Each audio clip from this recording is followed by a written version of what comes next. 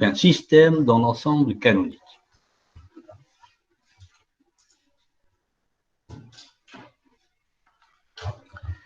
C'est un système qui a une température fixe parce qu'il est en contact avec un réservoir de chaleur ou bien parce qu'il est en contact avec une source de chaleur qui va imposer une température, donc qui va compenser les pertes du système et qui va imposer une température fixe. Nous avons regardé donc la thermodynamique, la physique statistique de ce système et nous avons vu que l'élément principal de ce système, c'est la fonction de partition ou somme d'état que nous avons appelée Qn et qui est donc somme d'état, mais somme de exponentielle moins bêta, epsilon i ou bêta, c'est 1 sur 4. Et en fait, ce n'est pas tout à fait Qn, c'est log de Qn, parce que toutes les grandeurs thermodynamiques dérivent de log de Qn. Ensuite, nous avons cherché à... Alors, nous avons donné quelques propriétés de cette fonction de partition Qn. En particulier, si nous avons un système de n particules sans interaction, alors la fonction Qn, c'est Q1 puissance n, c'est-à-dire que les fonctions de partition se multiplient quand les énergies s'ajoutent. Et nous avons généralisé ça donc pour plusieurs degrés de liberté indépendante. La fonction de partition, c'est le produit.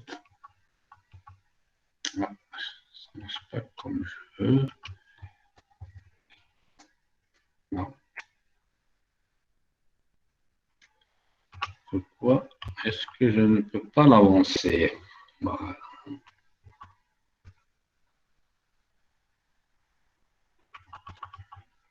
J'arrive pas.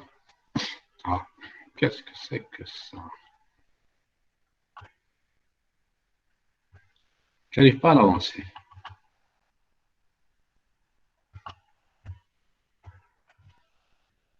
Non.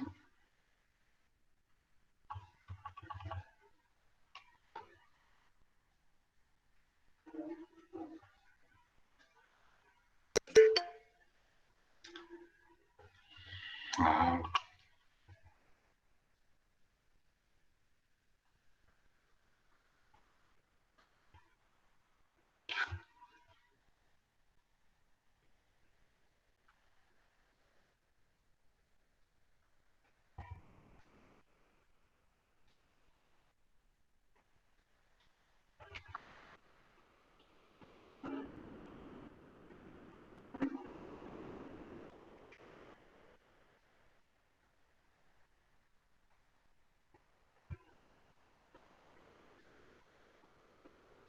Ah, ok. Donc la fonction de partition, quand les énergies s'ajoutent, la fonction de partition se multiplie, les grandeurs thermodynamiques, G s'additionnent. G, ce serait GI plus GJ plus GK. Quand c'est un système à n particules identiques sans interaction, la fonction de partition Qn, ce sera Q1 puissance n, Q1 à la puissance n.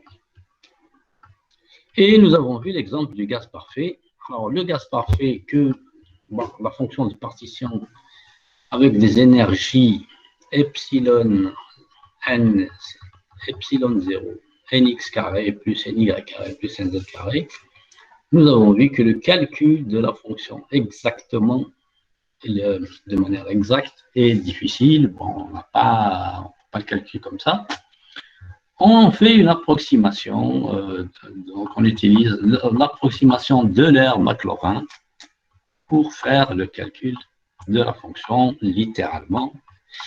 Et donc dans ce cas-là, ça se fait facilement, mais il faut que bêta epsilon 0 soit beaucoup plus petit que 1, ce qui est équivalent à la haute température.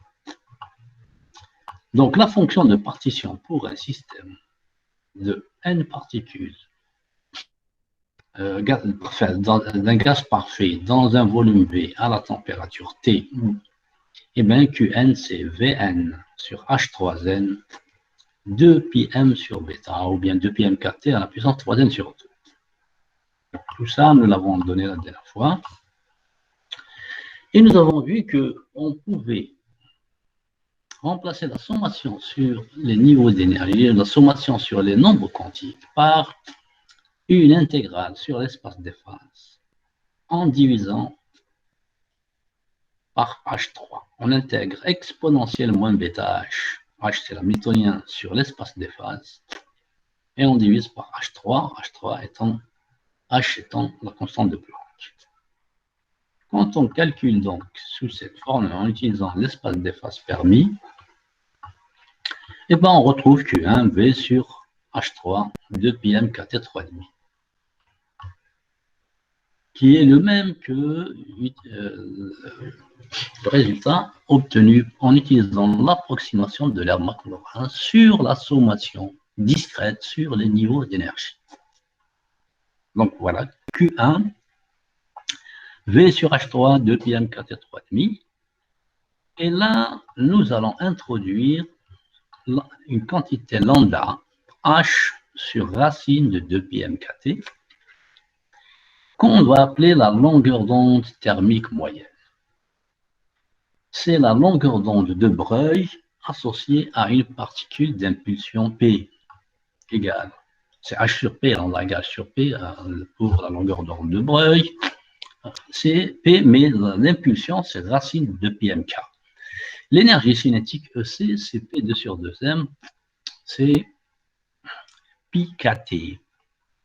C'est très proche de 3,5 de kT.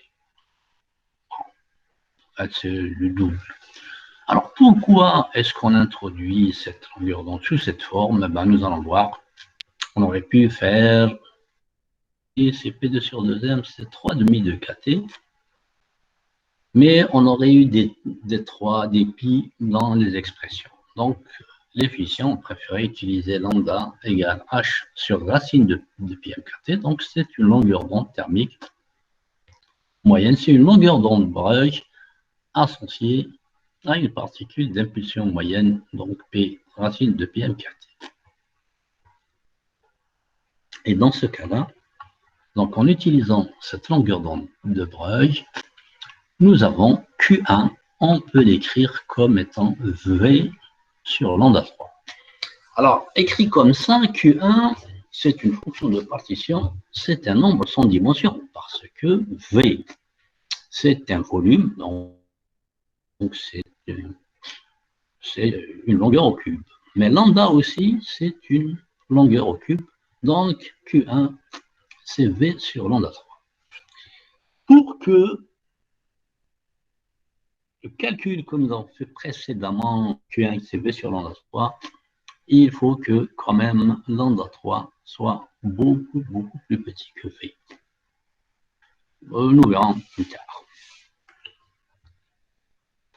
Les particules du gaz parfait étant sans interaction, la fonction de partition du système à n particules est telle que Qn, c'est Q1 puissance n. Nous avons dit que si c'est des particules sans interaction, leurs énergies sont indépendantes et donc, comme les particules sont identiques, chacune a une fonction de partition Q1. Qn, c'est Q1 puissance n.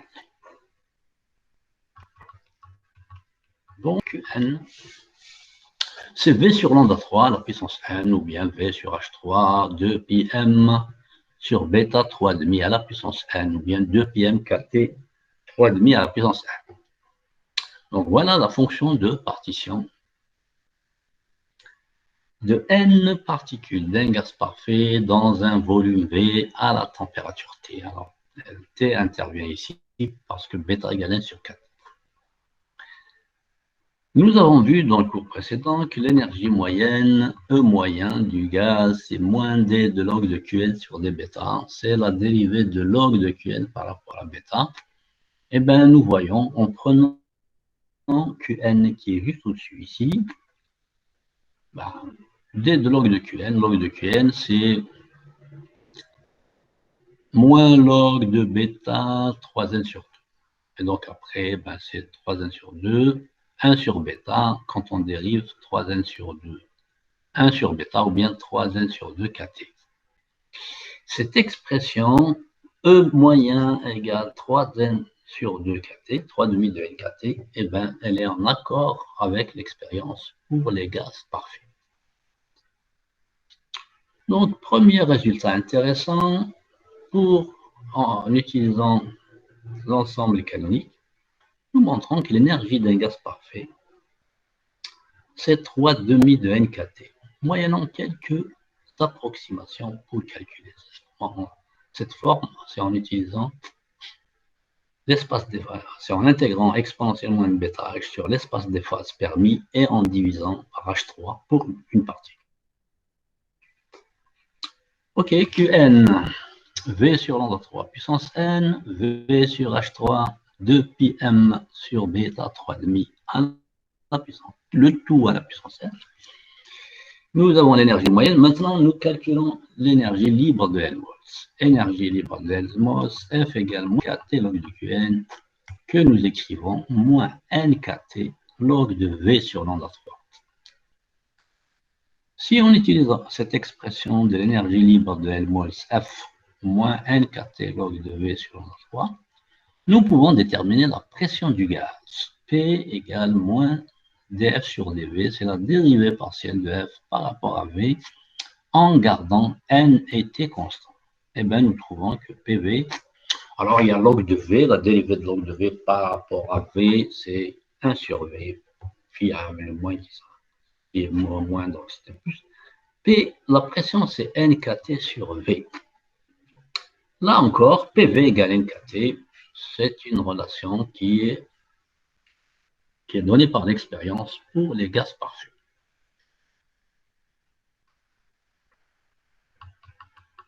Alors, on a l'impression, jusqu'à maintenant, nous avons calculé deux grandeurs thermodynamiques, l'énergie moyenne, E moyen, pour un gaz parfait.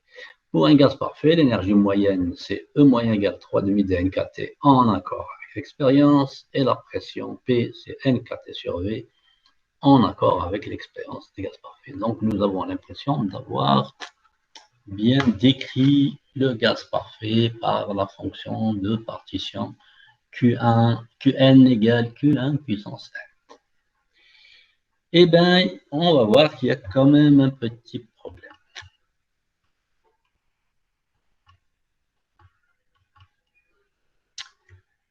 Si nous cherchons à calculer, nous connaissons l'énergie libre de Helmholtz, F égale moins kt log de Qn, moins nkt log de V sur lambda 3. Alors, lambda contient la température et contient cette fois. Je vais chercher l'entropie du système. L'entropie, c'est S égale moins df sur dt. C'est la dérivée de l'énergie libre F par rapport à la température en gardant N et V constants.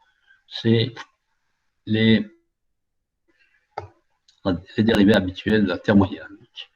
Mais quand nous effectuons la dérivée df sur dt, nous trouvons S, l'entropie, c'est nk, log de V sur lambda 3, plus 3 demi de nk. L'entropie du système déduit dans l'ensemble canonique. Quand on a écrit Qn égale Q1 puissance n, et bien nous trouvons que S, c'est nk, log de V sur lambda 3, plus 3 demi de nk.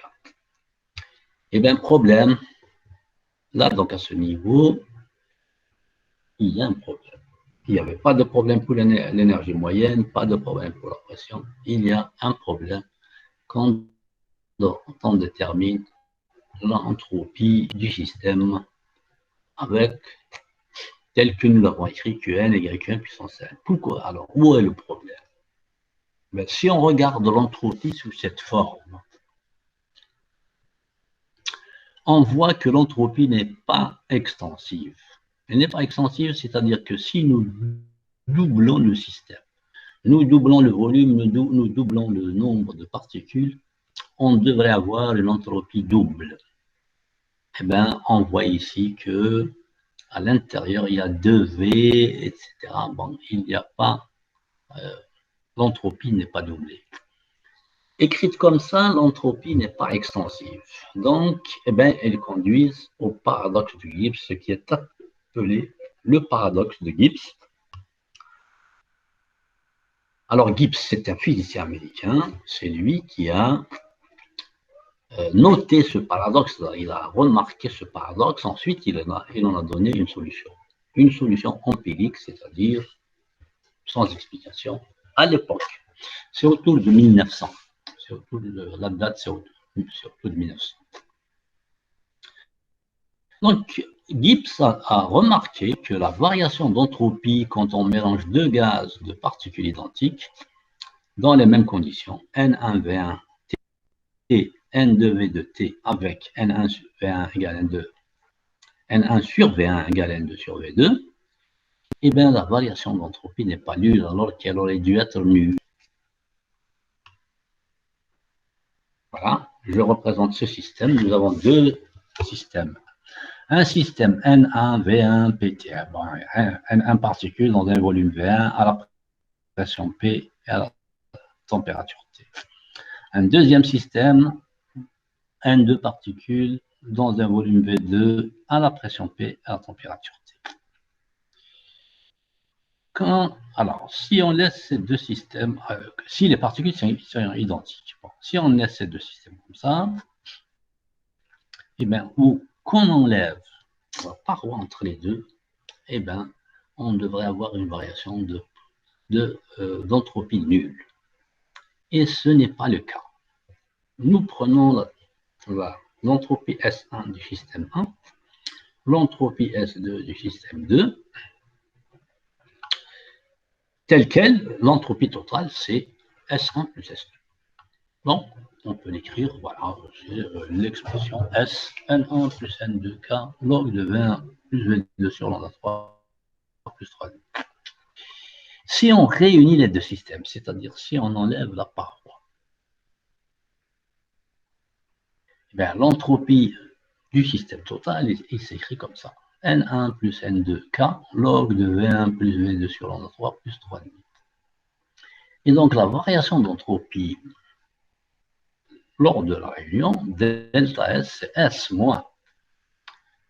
C'est l'entropie après la réunion, moins l'entropie avant réunion S1 plus S2.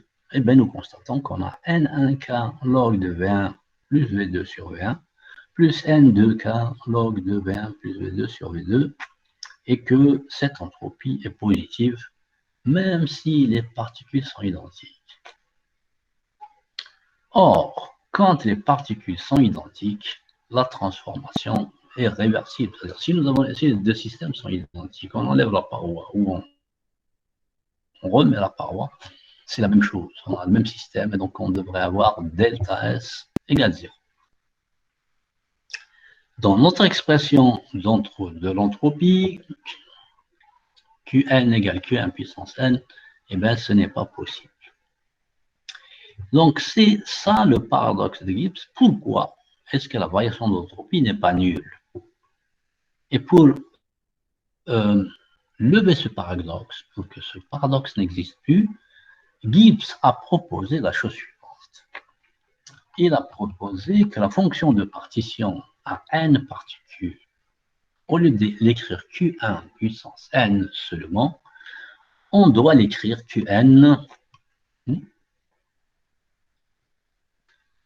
c'est Q1 puissance n sur factoriel n. Voilà. La fonction de partition, on va diviser par factoriel n. Alors, ce factoriel n, à l'époque de Gibbs, il l'a introduit empiriquement, c'est-à-dire qu'il n'y a pas d'explication théorique pour l'introduire. Pourquoi? Parce qu'à l'époque de Gibbs, en 1900, on ne connaissait pas encore la mécanique quantique. Le mécanisme, la théorie de la mécanique quantique n'était pas développée, donc on ne comprenait pas ce factoriel. Aujourd'hui, on sait qu'il est dû à l'indiscernabilité des particules identiques. Qn égale Q1 puissance n sur factoriel n quand les particules particules sont indiscernables. Quand elles se mélangent, et qu'elles sont identiques, bien sûr, elles sont identiques, elles se mélangent, après, ils ne sont plus discernables. On ne peut pas distinguer où est la particule 1, où est la particule 2, etc. On ne peut pas leur mettre de numéro. Et donc, les particules sont indiscernables. Et dans ce cas-là, la fonction de partition n doit être écrite q1 puissance n sur factoriel n. Si on utilise donc cette correction empirique de Gibbs, si on utilise la correction proposée par Gibbs, d'écrire Qn égale Q1 puissance n sur factoriel n, alors l'énergie de Helmholtz va s'écrire F égale moins 4T log de V sur n lambda 3. Il s'introduit un n. Alors, pourquoi? Parce qu'on introduit log de factoriel n. Et log de factoriel n, nous utilisons bien sûr l'approximation de Stirling. Log de factoriel n égale n log de n moins 1. Donc, l'énergie libre de Helmholtz, c'est moins n 4T log de V sur n lambda 3 plus 1. Et l'entropie S va s'écrire S égale nk log de V sur n lambda 3 plus 5.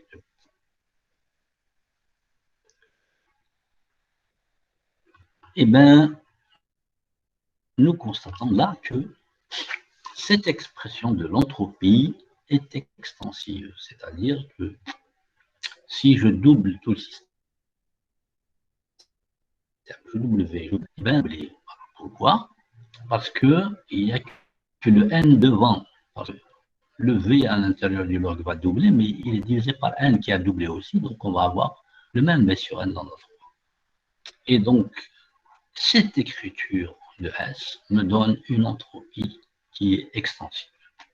De même, si on recalcule maintenant la variation d'entropie en utilisant cette relation pour l'entropie, c'est-à-dire N1K log de V1 sur N1 lambda 3 plus 5 demi pour le système 1, S2 c'est NK, N2K log de V2 sur N2 lambda 3 plus 5 demi, et bien si nous écrivons comme ça, dans la réunion des deux systèmes de particules identiques 1 et 2, la variation d'entropie va s'écrire comme ça, et nous allons trouver 0.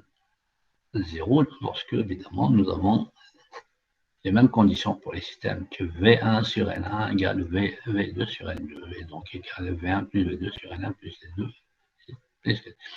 Donc, delta S égale 0, quand on réunit deux systèmes de particules identiques, le paradoxe de Gibbs est levé.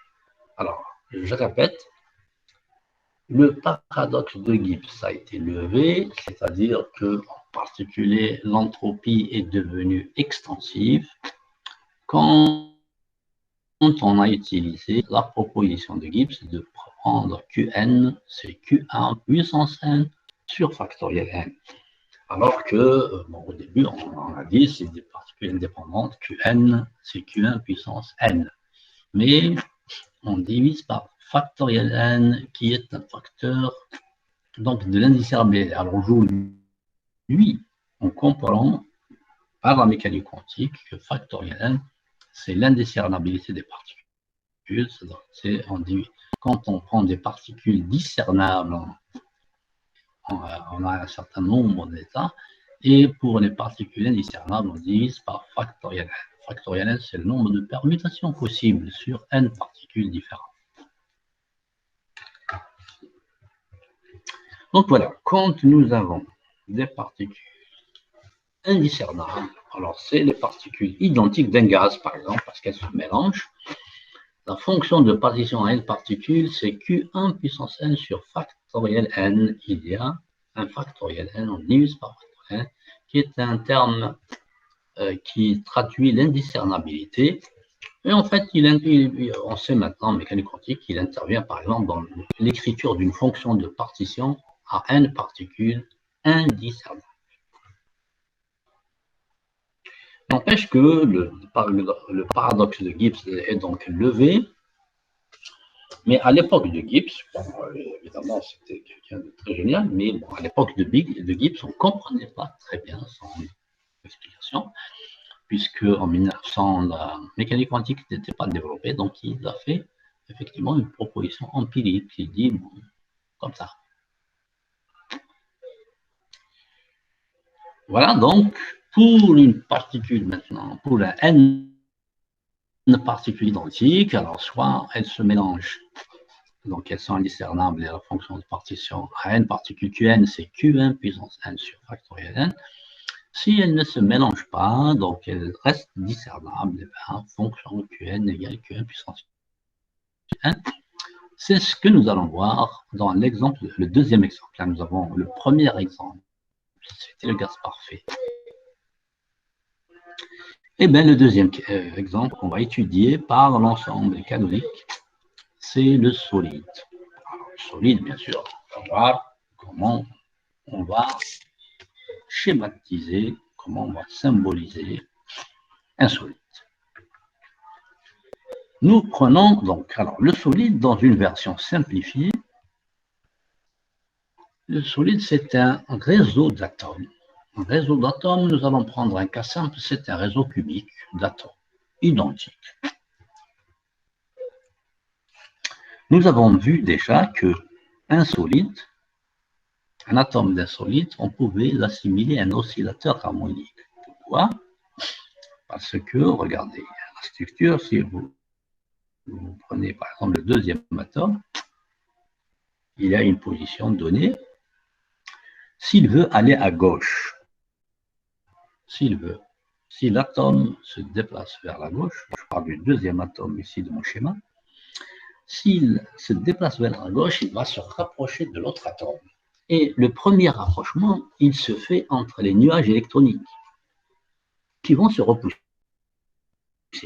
Donc, si l'atome que je considère se rapproche de l'atome de gauche, il va être repoussé, il aura tendance à revenir à sa position à droite. Si l'atome veut se déplacer à droite, il va se rapprocher de son voisin de droite, mais dès qu'il se rapproche de son voisin de droite, il va être repoussé parce que les premiers éléments qui se repoussent, c'est les nuages électroniques, ce n'est pas les noyaux, c'est les nuages électroniques qui sont chargés négativement et qui vont se repousser. Donc, si l'atome veut aller à droite, il va être repoussé par son voisin de droite. Eh bien, l'atome va avoir tendance à vibrer autour d'une position d'équilibre. Il va rester autour d'une position d'équilibre qui est, dans le schéma ici, une position du réseau. C'est les centres des cubes.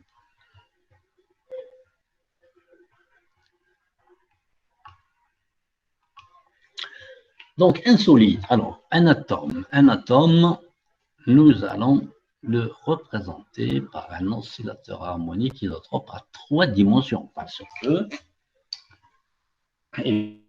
évidemment, un atome peut se déplacer suivant X, il peut se déplacer suivant Y, il peut se déplacer suivant Z. Chaque fois qu'il se déplace, il est repoussé par l'atome voisin qui a tendance à ramener à sa position d'équilibre. Et donc, nous représentons un atome dans un solide par un oscillateur harmonique à 3 dimensions.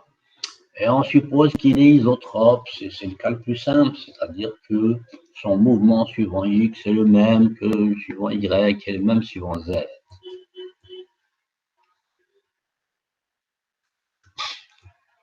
La fonction de partition d'un solide, alors dans un solide à n atomes sans interaction, c'est 3n oscillateurs harmoniques à une dimension sans interaction. Et d'autre part, les atomes sont localisés, c'est-à-dire un atome, celui qui est au bord reste au bord, celui qui est au milieu reste au milieu, etc. Les atomes d'un solide peuvent être numérotés. Et donc, les atomes d'un solide sont discernables. Résultat, la fonction de partition d'un solide à un atome sans interaction va s'écrire Qn égale Q1 puissance 3n. Q1, c'est la fonction de partition d'un oscillateur harmonique à une dimension. Un atome, c'est Q1 puissance 3, c'est-à-dire si on prend un oscillateur harmonique, Q1, c'est la fonction de partition d'un oscillateur harmonique à une dimension. Un atome, c'est à 3 dimensions, donc c'est Q1 puissance 3. Si nous avons n atomes, c'est Q1 puissance 3 puissance n, donc Q1 à la puissance 3n. Alors, j'insiste, donc pour ce solide, il n'y a pas de division par factoriel n ou factoriel 3n. Pourquoi? Parce que les atomes sont discernables. Les atomes d'un solide ne se mélangent pas, chacun est à une place définie, et donc ils sont discernables. Qn, c'est Q1 puissance 3n, où Q1 est la fonction de partition d'un oscillateur harmonique à une dimension. À 3 dimensions, ce serait Q1 puissance 3, et pour n atomes, ce serait Q1 puissance 3 à la puissance n, c'est-à-dire Q1 puissance 3.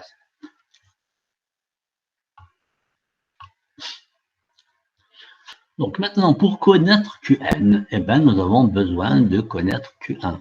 Nous avons besoin de connaître la fonction de partition d'un oscillateur harmonique à une dimension.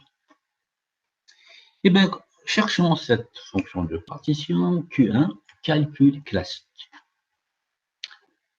Dans le cas classique, miltonien d'un oscillateur harmonique à une dimension, il va s'écrire H, c'est P2 sur 2M plus 1 demi de M oméga 2 X2. P2, c'est au sens de Px, c'est un système à une dimension. La fonction de partition de cet oscillateur dans la limite classique, dans l'approximation classique Q1, Q1 égale 1 sur H, puisque ça a une dimension, intégrale dx dp exponentielle moins bêta h. Donc j'intègre sur l'espace exponentielle moins bêta h sur l'espace des phases permis, je divise par h, puisque je suis à une dimension.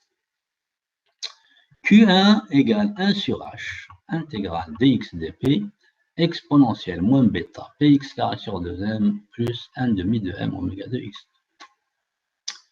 Nous avons deux intégrales ici à calculer, l'intégrale sur dp de exponentielle moins bêta p2 sur 2m et l'intégrale sur dx de exponentielle moins bêta m oméga 2 x2 sur 2. Nous avons deux intégrales du type intégrale de moins l'infini à plus l'infini d'exponentielle moins alpha x2 dx, et ça c'est racine de pi sur alpha.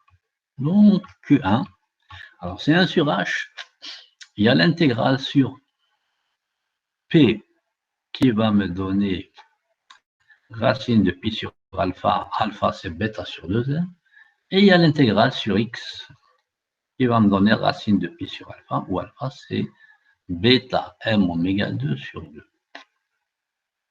Et bien Q1 va s'écrire 1 sur h, 2 pi au-dessus, et bêta oméga en bas. Mais je sais que h bar, c'est h sur 2 pi. Donc là-dedans, h sur 2 pi, c'est h bar. Q1, c'est 1 sur h bar bêta oméga. Bêta h bar oméga. Bêta, c'est kt, 1 sur kt, donc Q1, c'est kt sur h bar oméga. Et nous avons dit que Qn, c'est Q1 à la puissance 3n, c'est kt sur h bar oméga à la puissance 3n, ou si je remplace kt par 1 sur bêta, 1 sur bêta h bar oméga à la puissance 3n.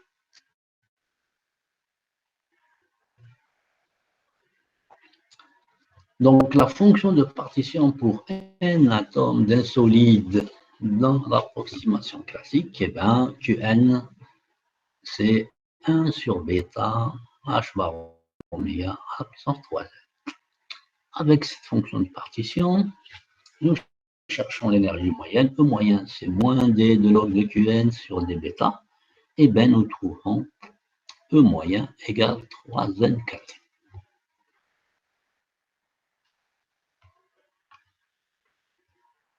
CV égale, alors CV, c'est dE moyen sur dt, c'est 3nk. C'est la loi de Dulong-Petit, c'est une loi expérimentale. Donc E moyen égale 3nkt, c'est en accord avec l'expérience. En accord avec l'expérience, nous allons voir quand même que c'est dans des conditions bien précises. On peut calculer l'entropie aussi, 3nk log de kt sur h bar oméga plus 1. Donc ça, c'est le calcul classique. Alors, E moyen, 3nkt. Qui est en accord avec l'expérience, on verra dans quelles conditions. Maintenant, il s'avère que l'oscillateur harmonique, on peut faire aussi un calcul quantique, un calcul qui est plus exact. Nous avons considéré le solide comme 3n oscillateurs harmoniques à une dimension indépendante. Ben, les énergies d'un oscillateur harmonique à une dimension, En, c'est petit n plus n demi h bar oméga. N égale 0, 1, 2, 3, etc. Donc, pour l'oscillateur harmonique, on peut utiliser le n égale 0, ce qui n'est pas le cas pour une particule dans une boîte. Les niveaux d'énergie, donc, c'est 0, n, En, n plus n demi h bar oméga, n égale 0, 1, 2, etc. La fonction de partition a un oscillateur. Q1, c'est somme de exponentielle moins bêta UI, somme de n égale 0 à l'infini de exponentielle moins bêta n, somme de n égale 0 à l'infini d'exponentielle moins bêta. En, c'est n plus 2 h bar oméga. N plus n demi, pardon, de h bar oméga.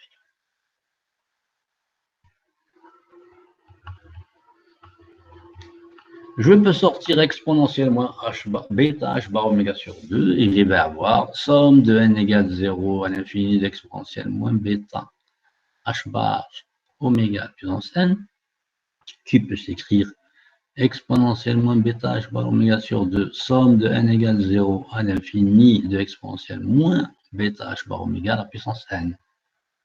Et bien, somme de n égale 0 à l'infini de exponentielle moins bêta h bar oméga à la puissance n, c'est une progression géométrique de premier terme 1 et de raison exponentielle moins bêta h bar oméga. Cette écriture, alors j'ai mis, j'ai sorti ce exponentielle moins bêta h bar oméga, il sort aussi et je le garde. Et j'écris Q1, c'est somme des xn, et ça c'est 1 sur 1 moins x, donc Q1 exponentielle moins bêta h bar oméga sur 2, 1 sur 1 moins exponentielle moins bêta h bar oméga sur moins bêta h bar oméga, en multipliant par exponentielle bêta h bar oméga sur 2. En haut et en bas, on peut l'écrire aussi 1 sur 2 sinus hyperbolique bêta h bar oméga sur 2. Mais enfin, je préfère la première version. Q1, la fonction de partition d'un oscillateur harmonique à une dimension Q1 exponentielle moins bêta h bar oméga sur 2 divisé par 1 moins exponentielle moins bêta h bar oméga.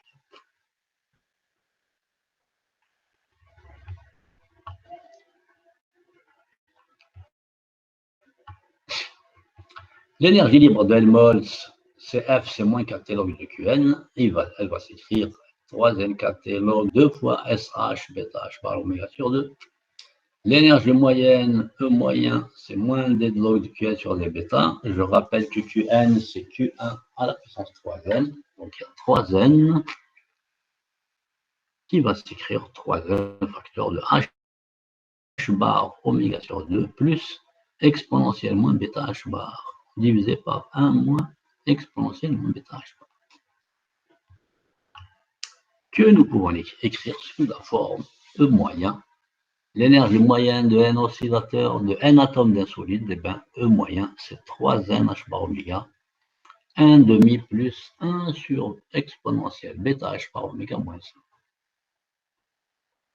Voilà l'expression donc exacte en utilisant la mécanique quantique.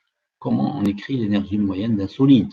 En assimilant ce solide à 3n oscillateurs harmoniques isotropes à une dimension indépendante. Voilà l'expression de l'énergie moyenne.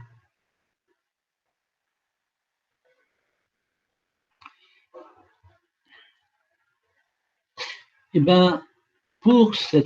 Alors, ça, c'est l'expression d'énergie moyenne. Bêta, c'est 1 sur kT, hein, donc H bar oméga sur kT. Cette expression d'énergie moyenne, bon, il est intéressant de voir les limites haute température, basse température. La limite haute température, c'est bêta H bar oméga beaucoup plus petit que 1, c'est-à-dire kT beaucoup plus grand que H bar oméga. La limite haute température, c'est lorsque l'énergie d'agitation thermique kT est beaucoup plus grande que H bar oméga. Et H bar oméga, c'est la séparation entre les niveaux d'énergie de l'oscillateur harmonique. Donc, kT beaucoup plus grand que H bar oméga, le cas haute température, exponentielle moins bêta H bar oméga moins 1 devient 1 sur bêta. Enfin, exponentielle bêta H bar oméga moins 1 devient simplement bêta H bar oméga. E moyen très peu différent de 3n H bar oméga divisé par bêta H bar oméga. E moyen, c'est 3n kT. CV égale 3nk, c'est la loi de Dulong est petit. Là, on a un élément supplémentaire. On sait que c'est valable uniquement à haute température, lorsque kT est beaucoup plus grand que H bar oméga. Et qu'est-ce qu'on en déduit? Eh bien, le calcul classique, c'est un calcul qui est valable à haute température. La haute température au sens de kT beaucoup plus grand que H bar oméga. Que l'énergie d'agitation thermique kT est beaucoup plus grande que la séparation des niveaux. Maintenant, regardons le cas donc pour ce solide, le cas de basse température, c'est-à-dire lorsque H bar oméga est beaucoup plus grand que kT. Nous pouvons écrire E moyen, c'est 3n H bar oméga. Alors, 1 demi plus, au lieu d'écrire 1 sur exponentielle bêta H bar oméga moins 1, je vais négliger le 1 devant exponentielle bêta H bar oméga qui est beaucoup plus grand. E moyen, 3n H bar oméga exponentielle moins bêta H bar oméga plus 1 demi. Et la capacité calorifique à volume constant, c'est dE moyen sur dt, c'est-à-dire 2 moins sur d bêta sur dt. Ben, la capacité calorifique, CV va s'écrire 3n H bar oméga sur kT au cube, au carré, pardon, exponentielle moins H bar oméga sur kT. Donc là, la capacité calorifique du solide, calculée à basse température, eh bien, elle n'est pas en accord avec l'expérience. L'expérience donne un CV, une capacité calorifique proportionnelle à T3. C'est la loi de De Broglie. Je rappelle que l'utilisation, donc, la représentation d'un solide par un ensemble d'oscillateurs harmoniques à une dimension, 3e oscillateur harmonique à une dimension, c'est ce qu'on appelle le modèle d'Einstein du solide, qu'il avait proposé en 1905. Et bien, l'expérience montre que le modèle d'Einstein du solide n'est pas bon à haute température, à basse température. À haute température, il est bon. L'énergie moyenne, c'est 3,5 d'air, UKT, et la capacité calorifique, c'est CV 3NK. Mais à basse température, la capacité calorifique s'écrit 3n H bar oméga sur kT au carré. Et ben, elle n'est pas en accord avec l'expérience. L'expérience donne une capacité calorifique CV proportionnelle à T3. C'est la loi de De Broglie. Et donc, à basse température, le modèle d'Einstein du solide n'est pas bon. Quelle est la correction à faire? Juste pour une chose. Eh bien, le modèle d'Einstein, c'est qu'Einstein a supposé que tous les atomes du solide vibraient à la même fréquence oméga. Et c'est ça qui ne va pas. Un solide, ce n'est pas un atome sans interaction. Non, c'est un système à un atome qui interagissent entre eux. Et donc, on ne peut pas les représenter par un oscillateur unique, N, 3N oscillateurs à une dimension. Non, c'est un système plus compliqué.